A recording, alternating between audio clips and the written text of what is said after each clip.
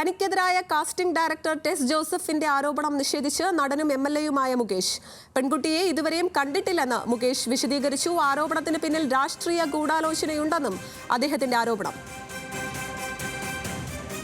ഇപ്പോൾ വീണ്ടും 6 കൊല്ലം കഴിയുമ്പോഴത്തേക്ക് വീണ്ടും വന്നിട്ട് ഞാൻ ഓർക്കുന്നു എന്ന് പറഞ്ഞത് എനിക്ക് അതിനെപ്പറ്റി ഒന്നും പറയാനില്ല. അന്ന് 6 കൊല്ലം മുമ്പ് ഇതിങ്ങനെ വന്നപ്പോൾ ഇവിടെ സ്ഥാനാർത്ഥി നിർണയം വരെ അടി നടന്നു പ്രതിപക്ഷത്ത്. ഓർമ്മയില്ലേ നിങ്ങൾക്ക്? അയാൾ ഇപ്പോൾ രാജിവെച്ചു, പോയി പിടിക്കപ്പെട്ടു, മറ്റേതാണ് മറിച്ചതാണെന്നൊക്കെ പറഞ്ഞിട്ട് മൂന്ന് നേതാക്കന്മാർ ഞാനാണ് സ്ഥാനാർത്ഥി എന്ന് പറഞ്ഞിട്ട് നാണം കെട്ട എല്ലാം കഴിഞ്ഞില്ലേ? പിന്നല്ലാതെ CPMൻ്റെ MLA ആകുമ്പോഴത്തേക്ക് കയറി ഇറങ്ങി അങ്ങോട്ട് എന്തെങ്കിലും പറയാമല്ലോ എന്നുള്ളതാണ്. എനിക്ക് വേറൊന്നും പറയാനില്ല. എനിക്കിപ്പോഴും ഓർമ്മയില്ല. 6 കൊല്ലം മുമ്പ് 2018 പറഞ്ഞപ്പം തന്നെ ഞാൻ പറഞ്ഞു എനിക്ക് ഓർമ്മയില്ല. ഫോൺ വിളിച്ചു രാത്രിയിൽ പല പ്രാവശ്യം, ഒരു പ്രാവശ്യം പോലും ഞാൻ എടുത്തില്ല. എടുക്കാതെ ഞാനാണോ ഇല്ലയോ എന്ന് എങ്ങനെ അറിയും? അങ്ങനെയുള്ള ബാലിശമായിട്ടുള്ള കാര്യങ്ങളൊക്കെ അന്നേ പോയതാണ്. പിന്നെ ഇപ്പോൾ എടുക്കുന്നതെന്ന് പറഞ്ഞാൽ നിങ്ങൾ കാശ് മുടക്കി അവിടെ ചെന്നിട്ട് ഇങ്ങനെ വന്നിട്ട് പ്രൊവോക്ക് ചെയ്തിട്ട് പിന്നെ അവരെ കൊണ്ട് എന്തെങ്കിലും ഇതൊക്കെ ഈ രാഷ്ട്രീയമൊക്കെ നമുക്കറിയാം. ഞാൻ എൻ്റെ ഒരു ഫേസ്ബുക്കിനകത്ത് എൻ്റെ ഒരു ഓർമ്മ എഴുതി. അതല്ലാതെ ഇതിനകത്ത് പൊളിറ്റിസൈസ് ചെയ്യാനോ മറ്റൊന്നും എനിക്ക് ഉദ്ദേശമില്ലെന്ന് പറഞ്ഞിട്ട് ഇവർ പല ആൾക്കാരും കാശ് കൊടുക്കാൻ വരെ തീരുമാനിച്ചു എന്നൊക്കെയാണ് അന്ന് ഞാൻ കേട്ടത്. എനിക്ക് അതിനകത്ത് വേറെ യാതൊന്നും പറയാനില്ല. CPMൻ്റെ MLA അല്ലായിരുന്നെങ്കിൽ ഇവരെങ്ങാനും തിരിഞ്ഞു നോക്കൂ. വിവരങ്ങളുമായി ഷമീർ ചേരുകയാണ്. ഷമീർ, നമുക്കറിയാം ഹേമ കമ്മിറ്റി റിപ്പോർട്ട് പുറത്തു വന്നതിന് ശേഷം ഉണ്ടായ തുടർചലനങ്ങളൊക്കെ നമ്മൾ കണ്ടുകൊണ്ടിരിക്കുകയാണ് ഓരോ ദിവസവും. ഇപ്പോൾ അതിൽ ഏറ്റവും ഒടുവിലത്തേതാണ് നടനും MLAയുമായ ശ്രീ മുകേഷിന് നേരെ ഉണ്ടായിരിക്കുന്ന ഈ ഒരു ഗുരുതരമായ ആരോപണം എന്നുള്ളത്. പക്ഷേ ഇതിൽ നടൻ ഇപ്പോൾ പ്രതികരിച്ചിരിക്കുന്നത് ഇതൊരു രാഷ്ട്രീയ ഗൂഢാലോചനയാണ്, രാഷ്ട്രീയ പ്രേരിതമാണ് എന്നുള്ള രീതിയിലേക്കാണ് അദ്ദേഹം ഇതിനോട് പ്രതികരിച്ചിരിക്കുന്നത്. അപ്പോൾ ഈ ഒരു വിഷയം രാഷ്ട്രീയവൽക്കരിക്കപ്പെടുകയാണോ ഷമീർ?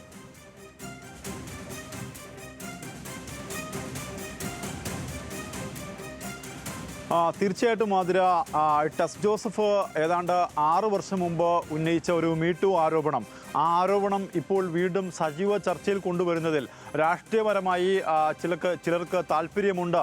അത് ആരാണ് എന്ന് മുകേഷിനോട് ചോദിക്കുമ്പോൾ ഭരണപക്ഷമല്ല പ്രതിപക്ഷമാണ് എന്ന് അദ്ദേഹം പറയുകയും ചെയ്യുന്നു. എന്നാൽ ഒരു നേതാക്കന്മാരുടെയും പേര് അദ്ദേഹം വ്യക്തമാക്കുകയും ചെയ്യുന്നില്ല.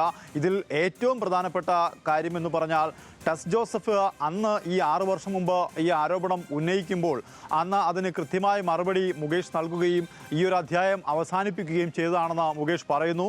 പക്ഷേ ടെസ് ജോസഫിനെ ഇപ്പോൾ ഈ ഒരു സംഭവത്തിന് പിന്നിൽ ഹേമ കമ്മീഷൻ റിപ്പോർട്ടടക്കം പുറത്തു വന്നൊരു സാഹചര്യത്തിൽ ടെസ് ജോസഫിനെ രംഗത്ത് കൊണ്ടുവരുന്നത് CPM MLA ആയ തന്നെ MLA പദത്തിൽ നിന്നും രാജിവെപ്പിക്കാനുള്ള ശ്രമത്തിൻ്റെ ഭാഗമായിട്ടാണ്.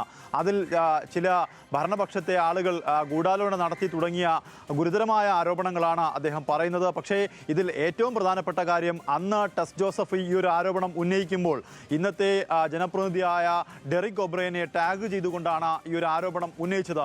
അന്ന് ഈ സംഭവം നടക്കുമ്പോൾ ഡെറിക് ഒബ്രയനാണ് ടെസ് ജോസഫിനെ ഈ ഒരു അനുഭവം നേരിട്ടപ്പോൾ വിമാനം കയറ്റി അവരെ അവിടെ നിന്നും ആ സംഭവ സ്ഥലത്ത് നിന്നും പറഞ്ഞയക്കുകയും ചെയ്തത്. പക്ഷേ ഈ മുകേഷ് ഇപ്പോൾ പറയുന്നത് ഈ ഒരു യുവതിയെ തനിക്ക് ഓർമ്മയില്ല. തൻ്റെ ഓർമ്മകൾ പങ്കുവെച്ചുകൊണ്ടൊരു ഫേസ്ബുക്ക് പോസ്റ്റ് പുറത്തുവിട്ടതിൻ്റെ പിന്നിലാണ് അന്ന് ഈ ഒരു മീടു ആരോപണം തനിക്കെതിരെ കൊണ്ടുവന്നത്. നിലവിൽ താനൊരു CPM MLA അല്ലായിരുന്നുവെങ്കിൽ തനിക്കെതിരെ ഇത്തരമൊരു ആരോപണം തന്നെ വരികയില്ല എന്ന് അദ്ദേഹം പറയുന്നു. എന്തായാലും CPM തന്നെ ഈ ഒരു സംഭവത്തിൽ അല്ലെങ്കിൽ ഈ ഒരു വെളിപ്പെടുത്തലിൽ അന്ന് സംരക്ഷിച്ചിരുന്നു. നിലവിൽ ഇപ്പോഴും CPM അദ്ദേഹത്തെ സംരക്ഷിക്കുമെന്ന ഉറച്ച വിശ്വാസം മുകേഷിനുണ്ട്. ആ വിശ്വാസം പ്രകടിപ്പിക്കുന്ന തരത്തിലായിരുന്നു മുകേഷ് പ്രതികരിച്ചത്. അന്ന്, അതായത് 6 വർഷം മുമ്പ് മുകേഷിനെതിരെ ഈ ഒരു മീടു ആരോപണം വരുമ്പോൾ തന്നെ അന്ന് CPMൻ്റെ അന്ന് എറണാകുളത്തുണ്ടായിരുന്ന മുകേഷിനെ CPM ജില്ലാ സെക്രട്ടേറിയറ്റ് നടക്കുമ്പോൾ തന്നെ മുകേഷിനെ കൊല്ലത്തേക്ക് വിളിച്ചു വരുത്തുകയും മുകേഷിനോട് കൃത്യമായ വിശദീകരണം എഴുതി വാങ്ങുകയും ചെയ്തു. പിന്നീട് CPM സംസ്ഥാന കമ്മിറ്റിയൊക്കെ ചർച്ച ചെയ്ത ശേഷം അന്ന് മുകേഷിനെ സംരക്ഷിക്കുകയും ചെയ്തു.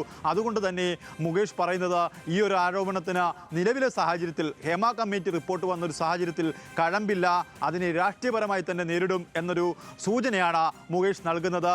അത് കൃത്യമായ രാഷ്ട്രീയ സന്ദേശം മുകേഷ് നൽകുന്നു. ഇത് ഭരണപക്ഷത്തുള്ള ആളുകളല്ല ഇതിന് പിന്നിലുള്ളത്. പ്രതിപക്ഷത്തിലുള്ള ചില ആളുകൾ ഇതിന് പിന്നിൽ രാഷ്ട്രീയപരമായി ഗൂഢാലോചന നടത്തി തന്നെ തകർക്കുക, അല്ലെങ്കിൽ ഒരു CPM MLA ഈ സ്ഥാനത്ത് നിന്നും രാജിവെപ്പിക്കാനുള്ള ശ്രമത്തിൻ്റെ ഭാഗമായിട്ടാണ് നിലവിൽ ടെസ് ജോസഫിനെ കൊണ്ട് നിലവിലൊരു അവ്യക്തമായ ട്വീറ്റ് അല്ലെങ്കിൽ ഒരു പ്രതികരണം സമൂഹ മാധ്യമങ്ങളിൽ നടത്തിയിരിക്കുന്നത് എന്നാണ് ഇപ്പോൾ മുകേഷ് പ്രതികരിച്ചത്. എന്തായാലും സംഭവത്തെ നിസ്സാരവൽക്കരിച്ചുകൊണ്ടാണ് അദ്ദേഹത്തിൻ്റെ വസതിയിലേക്ക് കടന്നു പോവുകയും ചെയ്തിട്ടുള്ളത്.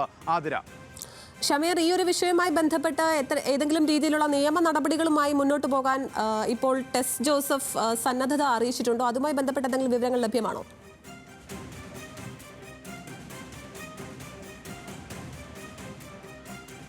നിലവിൽ ഇതുമായി ബന്ധപ്പെട്ട് അവരുടെ പ്രതികരണം സമൂഹ മാധ്യമങ്ങളിൽ വന്നിട്ടുണ്ട്. പക്ഷേ അതിലൊന്നും വ്യക്തതയില്ല.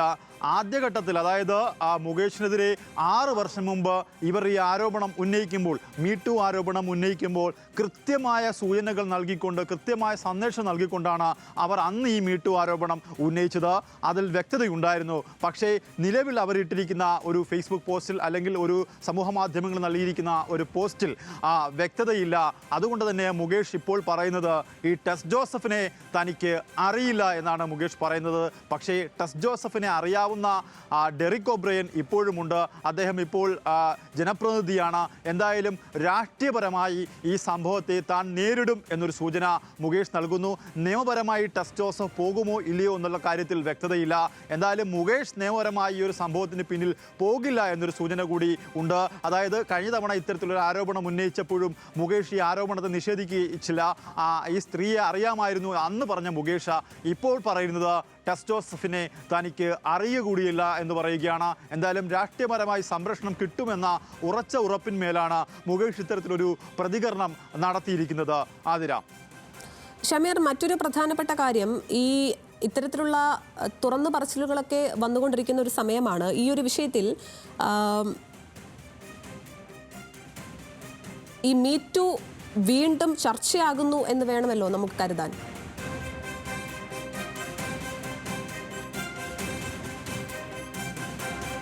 തീർച്ചയായിട്ടും ആതിര, മീറ്റു വീണ്ടും ചർച്ചയാവുകയാണ്.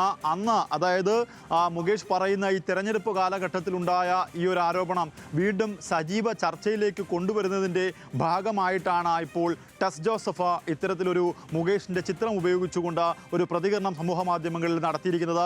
ആ ചർച്ച സജീവമായി കൊണ്ടുപോവുക എന്നൊരു ലക്ഷ്യം ടെസ് ജോസഫിന് ഉണ്ട് താനും.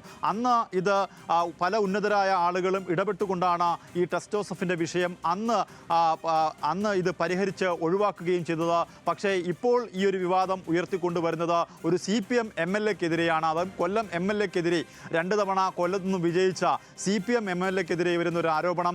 ആ ആരോപണത്തെ പ്രതിരോധിക്കുക എന്നുള്ളത് CPM-ന് തന്നെ അത് CPM-നെ വലിയ രീതിയിൽ പ്രതിരോധത്തിലാക്കും. അതുകൊണ്ട് തന്നെ ടെസ് ജോസഫിൻ്റെ ഈ ഒരു ആരോപണം രാഷ്ട്രീയപരമായി നേരിടാൻ തന്നെയാണ് മുകേഷിൻ്റെ ഒരു നീക്കം.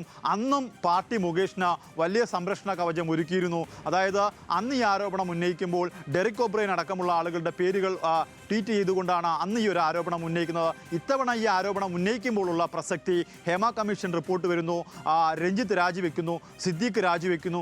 ആ ഒരു സാഹചര്യം നിൽക്കുന്ന സാഹചര്യത്തിൽ ഇത്തരത്തിൽ മുകേഷിനെതിരെ ഒരു ആരോപണം കൊണ്ടുവന്നാൽ മുകേഷിനെ ഒരു MLA എന്ന നിലയിൽ ആ സ്ഥാനത്ത് നിന്നും താഴേക്ക് കൊണ്ടുവരാൻ സാധിക്കും. അതുകൊണ്ട് തന്നെ ഇതൊരു രാഷ്ട്രീയപരമായി നിലനിൽക്കുന്ന ഒരു ആരോപണം എന്ന് തന്നെയാണ് നമ്മൾ, അതായത് മുകേഷ് കണക്കാക്കുന്നത്, അതുപോലെ തന്നെ CPM-ഉം കണക്കാക്കുന്നത്. എന്തായാലും ഇത് വളരെ ഗൗരവപരമായി തന്നെയാണ് ഇപ്പോൾ കൊല്ലം ജില്ലയിലെ CPM നേതൃത്വവും ഉറ്റുനോക്കുന്നത്.